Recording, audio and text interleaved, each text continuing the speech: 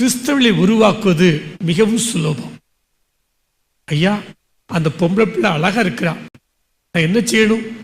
கிறிஸ்தவனா மாறினா அந்த பிள்ளையை கட்டி கொடுத்துருவாங்க. அப்படியே நான் கிறிஸ்தவனா மாறினேன். ரொம்ப சுலபம். பிதாக்கு வரும் பரிசுத்தாவினாலே அதுக்கு ஞானசம் கொடுக்குற ஒரு முக்குறவனா புது ட்ரெஸ்ஸை போட்டு வந்துடுவார், கிறிஸ்தவனா மாறிடுவார். அதுக்கப்புறம் ஞானஸ்நானம் பெற்று போய் அந்த மரத்து மூட்டில் போய் பக்கு அடிப்பார். அவர் அப்படியே போகிற வழியில் புது பஸ் ஸ்டாண்டு போய் ஒரு டக்குன்னு விடுவார். ஒரு விலை உயர்ந்த ஃபாரின்ல உள்ள சரக்கை டக்குன்னு அடிச்சிடுவார். ஒரு கிறிஸ்தவராக மாறிவிட்டார். கிறிஸ்தவ குடிகாரர், அவ்வளவுதான். முன்பாக கிறிஸ்தவ அல்லாத குடிகாரர், இப்பொழுது கிறிஸ்தவ குடிகாரர். ஆகவே கிறிஸ்தவ மாறுவதற்கு மிக மிக எளிது. சீஷனாக மாறுவது எளிதல்ல.